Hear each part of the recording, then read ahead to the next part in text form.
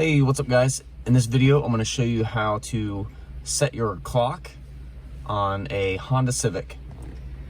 So what you want to do is, first off, is to find your AM, FM button.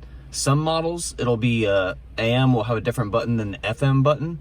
But you always, whatever button goes to the AM, you want to hold that until your time starts flashing. And once that starts flashing, you're going to use the 1 right here to set the hour. And then use the 2 to set the minute.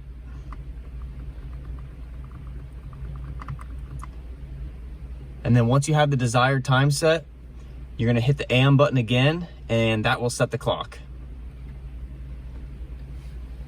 And that's it, guys. That's how you set your time. Thanks for watching.